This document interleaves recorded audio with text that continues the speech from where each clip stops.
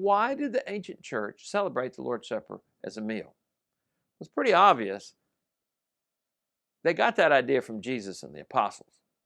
But what was the purpose of it? Well, one purpose is it serves as a prophetic type of the marriage supper of the Lamb. See, the biblical picture of heaven is not floating on a cloud playing harp. It's feasting in the kingdom of God. For example, Jesus said, many shall come from east and west and do what? Recline at the table with Abraham and Isaac and Jacob. When? In the kingdom of heaven. And a random Jewish man came up to Jesus and reflected what was then the common sentiment.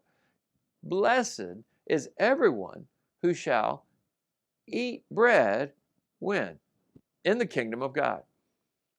And so to Jesus at the Last Supper said, I assign to you a kingdom that you may eat and drink at my table in my kingdom. So at the Last Supper, Jesus said, I have earnestly desired to eat this Passover with you before I suffer.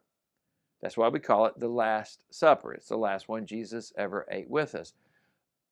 But although often today when we celebrate the Lord's Supper, we only look back to the past, to the cross, Jesus himself introduced many forward-looking aspects in the Last Supper. He goes on to say in Luke 22:16, for I tell you, I will not eat it until it is fulfilled in the kingdom of God.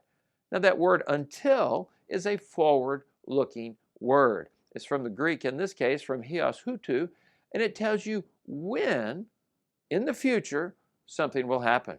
He said, I will not eat it until it is fulfilled. Well, what does it refer to? He's been talking about the Passover.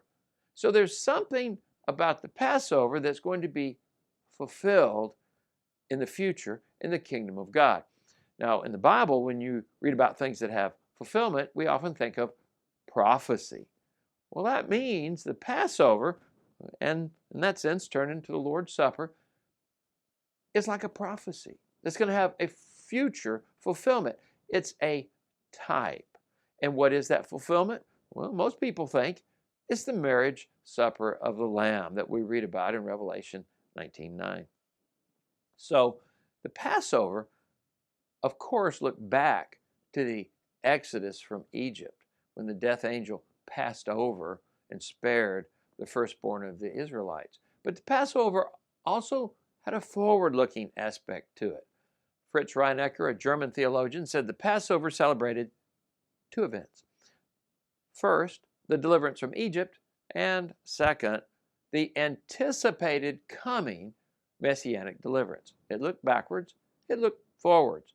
Now, so too the Lord's Supper looks backwards, of course, to the cross, but it also looks forward to the second coming.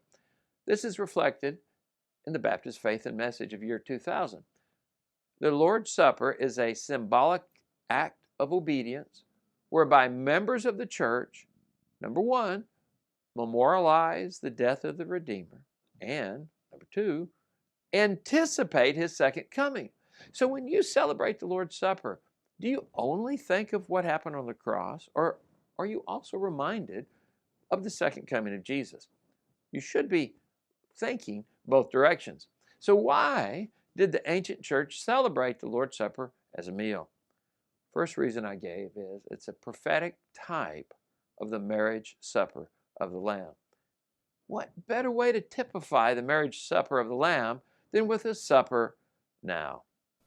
I'm Steve Atkerson, New Testament Reformation Fellowship. Thank you for watching.